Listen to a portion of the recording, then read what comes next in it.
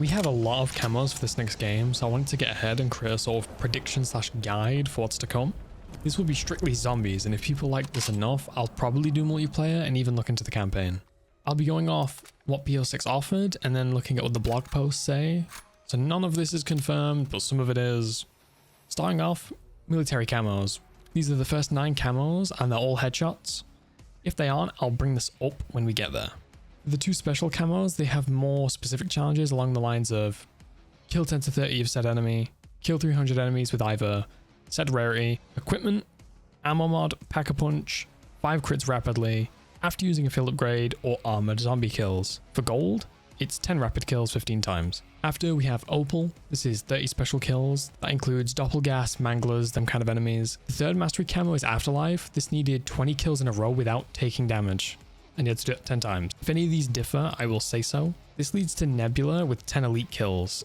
That's abominations, amalgams, high value targets. Luckily for BO7, we don't have to do the final mastery challenge. So as soon as the 3rd challenge is done for all the weapons, you just get the 4th one for all of them.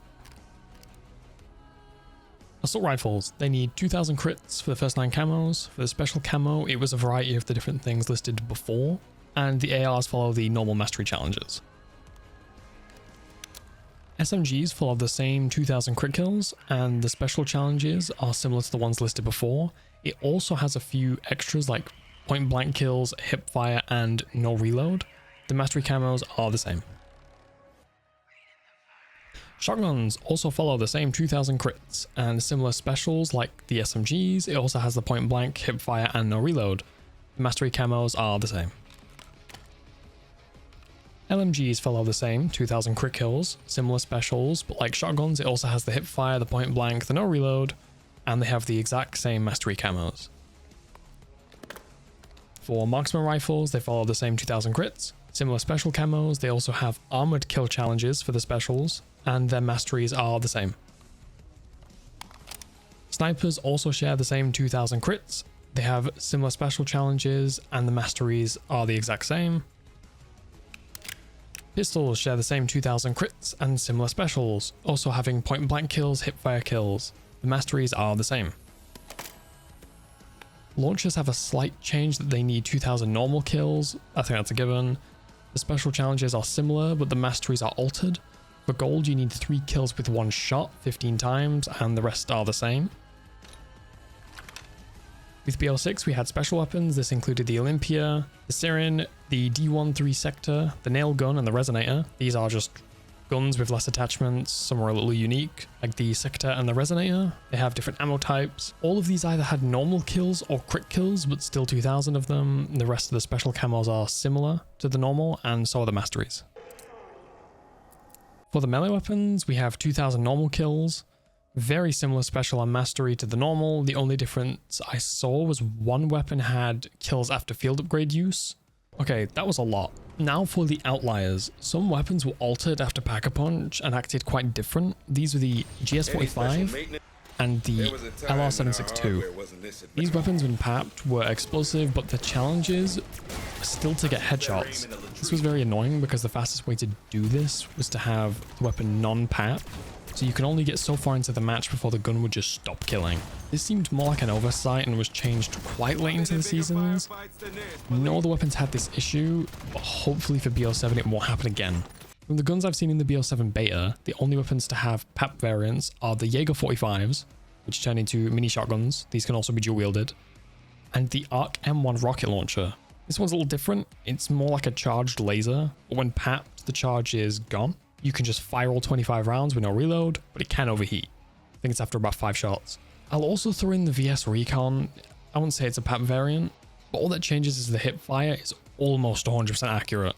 Now, for the BO7 headshot requirements in multiplayer, this was reduced by 20%. So in total, it's only 80 headshot kills now. This may apply to zombies. If so, that means it would go from 2000 to 1600. The military camos. The big change for BO7 is that there are 3 special camos, not 2. This is probably to make it a little bit more compensate for the 20% less headshot kills, but it's still pretty easy and straightforward. Now for multiplayer, they also changed the sniper and shotgun military kills. For shotguns, you need point blank kills, and for snipers, you need one shots. This is what it used to be back in BO3, I'm pretty sure. Now, for actually beating these, it isn't too hard. It's more time consuming than anything. For all of these challenges, just do them in survival. You have access to everything. Even in farm, you have Pack-a-Punch, Armor Station for the ammo mods. You have the rarity stuff. Even the wall buys can come in handy for things like better attachments if your current one isn't too great. That one is kind of map dependent though. In season 1, we will be getting 2 more survival maps. This being the Cosmodrome and the 115 Diner. These could be better or worse. We'll have to find out. And for the mastery, if we're following the same or similar to BO6, you'll need the rapid kills, which is still going to be done on survival maps. If you need elite kills, which in BO6 there was a few ways to do this. Either take your chosen gun and go to high rounds. There's more elite spawns. This may not work in BO7 because of the boss spam being reduced at higher rounds, but they also might make the challenge easier because of that. In directed mode, you can force the game to stay on certain rounds. This was good on Liberty Falls because on round 11, a Mangler would always spawn. So you could stay on round 11, kill the Mangler, not progress, and then it would just spawn another one when you finish the round. But this is dependent on the Ashes Easter egg, or when the new map comes out, which is midway through season 1, I'm pretty sure. The other way is also Easter egg dependent. Same thing happened on Liberty Falls. This is for the HVTs. It also worked for the previous challenge. There was a step where you could summon a HVT every single round without the game progressing. For the third challenge, this could also be the same as BO6, killing 20 enemies in a row without taking damage. You got to do that 10 times.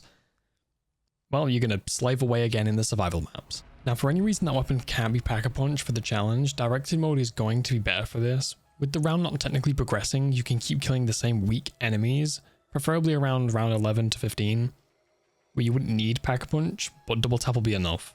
Also, make sure to not use any weapon mods that will kill during the headshot camos.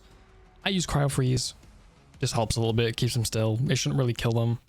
Also, with the new perk being added, Wisp T, use an augment that will not kill the enemies. The only one that I've seen this is called Mask of Benevolence.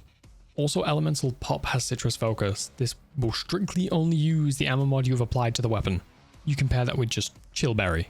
For perks, anything that helps with headshots. This could be double tap with a double standard. You can also use double impact, or the new augment, Double Dealer. Every 4th bullet in the weapon deals double damage. This is good for higher round magazines, probably LMGs. For the minor perks, pretty much anything but the double or nothing. Just don't use that. Deadshot has some good ones, being Deadhead or Dead First. And the new one, Dead Point, bullet steal bonus damage to enemies within point blank range. This is good for shotguns, as you know, they might not need the headshots anymore. Death Perception has Critical Eye, which is a pretty decent one, but I don't know if these ones count towards the crit kills. For Melee Macao, it has Espresso, pretty much the only good one, I guess. Your field upgrade, you could use Healing Aura. This one has an augment that increases damage for a short time. That could be good for weapons that might not be able to be Pack-a-Punched. That's, you know, might not gonna happen. I don't know the specific increase, percentage damage, all that. You could also use Frenzied Guard with Frenzy Fire. This just uses the ammo from the stock. For your melee weapon, you could use Aether Shroud, the augment of Void Sheath. This swaps to your dedicated melee weapon, which at launch, I think there's only one. It also allows you to stay in Aether Shroud for longer. This just makes it easier at higher rounds. Any Gobblegums that may help. They aren't mandatory unless you have tons of them. Even I'm not going to be using them, but if you do, go crazy with it. And that is it. If you liked that, comment all that rubbish. That was a lot of stuff I had to go through. I may do the multiplayer stuff. I can look into campaign, but that's going to be a bit more difficult because the only campaign that I know of to have a camo grind, I guess, would be the BO3 campaign. And it had 5 camos, and I'm pretty sure it was just kills. So not much I can go off there.